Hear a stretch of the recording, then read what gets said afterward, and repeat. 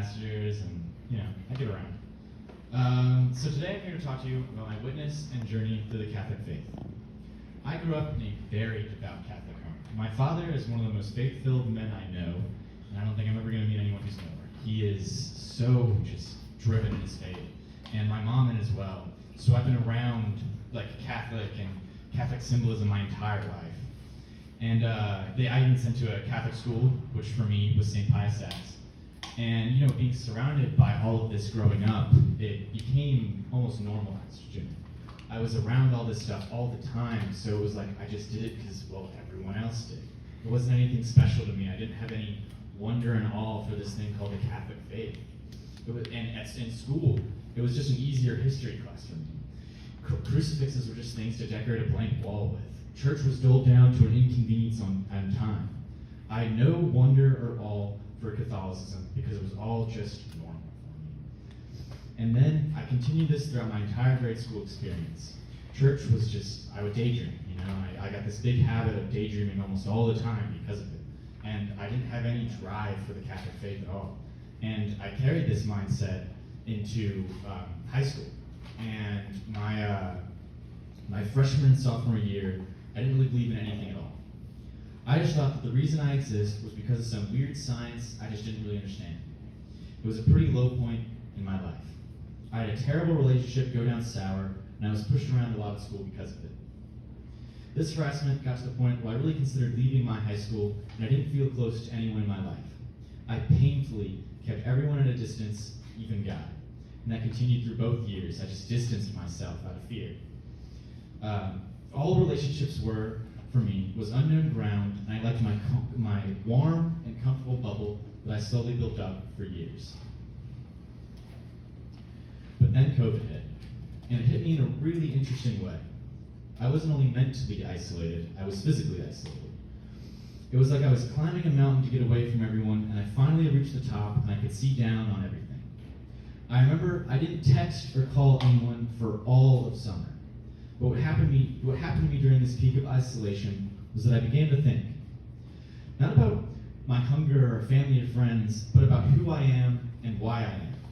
I thought about what was the chance that I was able to walk, be able to see, the ability to walk and just talk and art and be creative and breathe. Because I examined all these people who went through so much struggle in their lives. And some people can barely even express their emotions because they're hindered by their own loss of senses. And that was just such a thought to me, how I've been given so many blessings to be able to, experience my youth, when I'm hungry, I can eat food. I don't worry about my next meal because I have loving parents. And this thought was it was overwhelming. And throughout all these thoughts, I reached somewhat of a conclusion.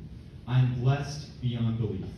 From the fact that I can take one step, from the fact that I can give a speech at confirmation of Blessed Sacrament. These blessings couldn't be by chance. My life couldn't be by chance. There's so many occurrences and blessings that I find that I experience every day that there was no way Thomas Luke Ruberg could have been created by chance. Give me a second. Someone or something greater than me had to have given me this experience. He has seemingly handcrafted my experience of life, and he has taken a long time to look at his mighty canvas and skillfully paint the contours of every blink and every breath. This feeling was surreal, and it was overwhelming.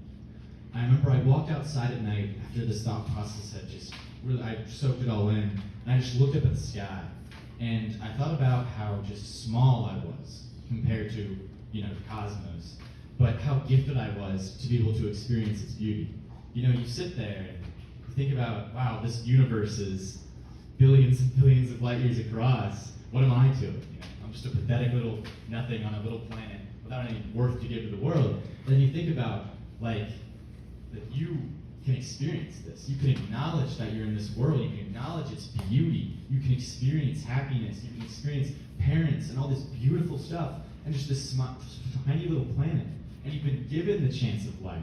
If our entire universe doesn't have anybody, no other life in it, you are such a gift, Life is not normal in our universe. It's extraordinary. and something bigger than all of that cares for and loves you. This is something that I can think intelligently about now, but at the time I was dumbfounded. I went to junior year carrying the start of this idea. The idea that my life had some divine purpose, and everything in my life had been painstakingly crafted.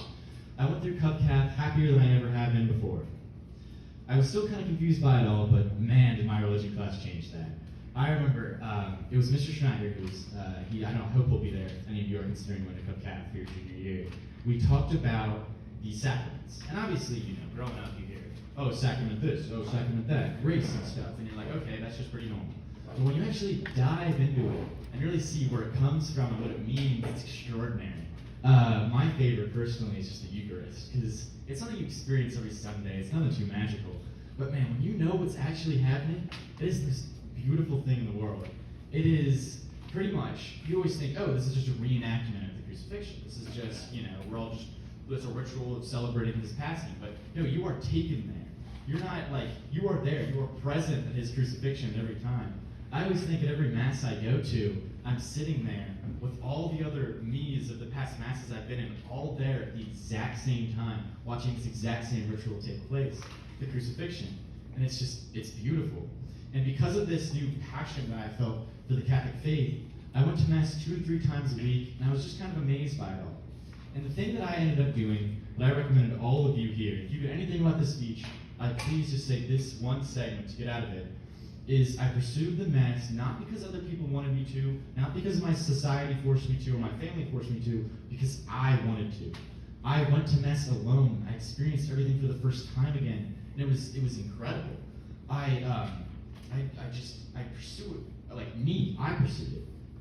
And it was just, when you end up building that relationship, this personal bond, you end up really, really getting something out of it, I always pick up my book when I go to church, and I try to follow the Mass as best as I can. I try to hang on every word and soak it in. Because so many times it's muscle memory at this point. Lord, hear our prayer, and all this stuff is all just mundane. But when you really comprehend these words that they're being said, it's incredible. And then I was really, really in a very great spot this junior year, but I ended up doing something terrible. And every day, I would walk by the confession and say, oh, I'll get that tomorrow. I'm a little bit busy today. And this continued for probably about 4 months until school ended and I didn't get that opportunity anymore. So I wasn't going to confession anymore, and I ended up falling away, and everything was doled down to me again. And it was terrible. It was like a shade of gray that just covered everything in my life. And it was just, I felt so lost.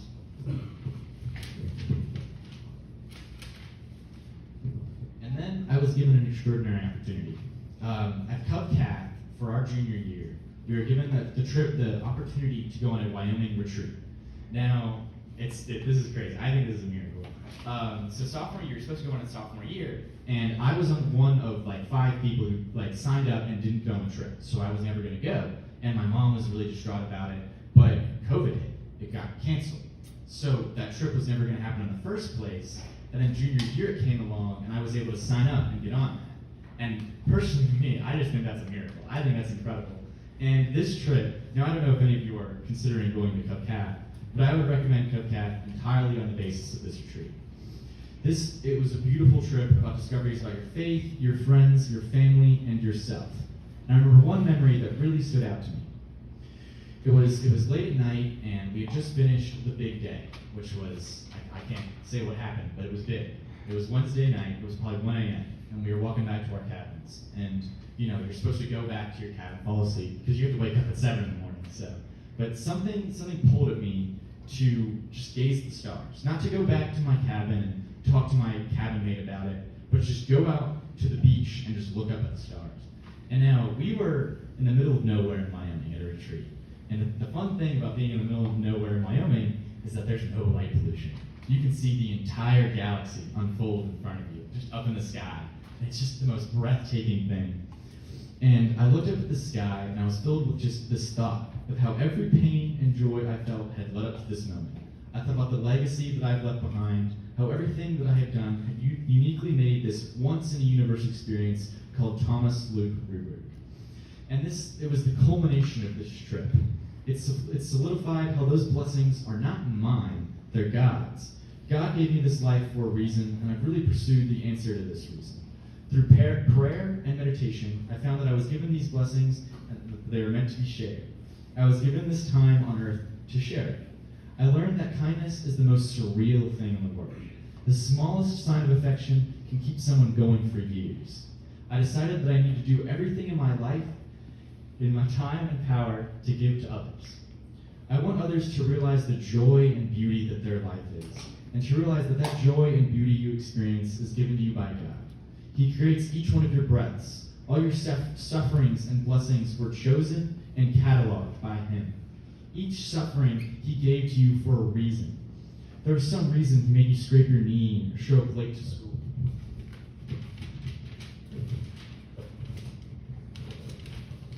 I encourage you all here to really try to observe your sufferings and your blessings. When I do some stupid mistake or miss out on an incredible opportunity because my alarm decided not to go off, I just try to think, why did God give me this hardship? What idea did He have in mind? What did He want me to realize? For example, when I go out for hanging out with my friends, and I come home at like 12 o'clock at night, and I go up every single time without fail, I go up to my parents' room, and I say I'm home. And it's just the most extraordinary thing is that my mom will wake herself up and sit there and just I'll talk to her about all the exciting things that I experienced and everything, and it will be no matter what time I get home. It was 3 a.m. once. She will wake up and she will sit there and listen to everything that I have to say about my experience of the night. And it's one of those things that you end up taking for granted, but I want to walk through all of the blessings that were in this tiny little interaction that I experience every week. First of all, I was able to drive home, have gas for that, drive home, be able to go back to my house with my family in my house, be greeted by my dog when I walk in the door, be able to walk through this, be able to talk to my parents to be there. There's so many blessings that are thread into this interaction, and it's extraordinary. And I want to talk about one thing specifically that has happened to me recently. Just to close this all off, I have to finish it off with something that happened to me that I consider to be a miracle, and I hope this will show to you all, once you really observe your life, you get to see these miracles. And so it was this year, it was our March for Life, or not March for Life, it was Super Hike. And I remember walking back to my car, talking to my friend, it's just kind of embarrassing because it's in the room. Right, I was talking to my friend Cameron, and it was about this kid named Greg. And I wanted to we were just talking about, I want to meet him, I want to get to know who he is. And that weekend was Summit 21. And it's crazy to think that there was only one other senior on that trip. It was Ray. And through this trip, I obviously, it was just mostly small talk because I wasn't ready to take that jump. And I remember at Adoration, I just prayed, I prayed so gosh darn hard just to get to know him and get to know all these people in my life that I wanted to build bonds with and struggled with because of the own walls I put up. And while we're walking back, after this prayer, we go to dinner or whatever. And I'm walking back, and he just said, it's going to be funny, he just said, I'm going to go play the piano, you want to come with me?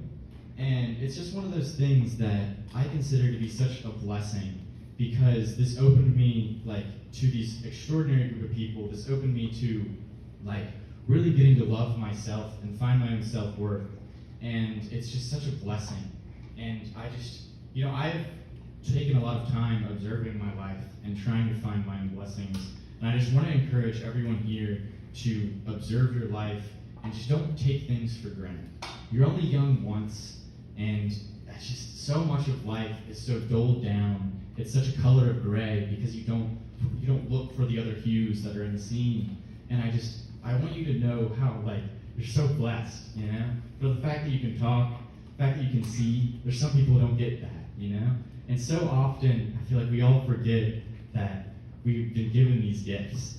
Just being able to feel something with your hands is enough of a gift to rejoice over it, And I hope you all find that in your lives and just find the true happiness that comes with that. And I wish you all the best of a retreat, and God bless you.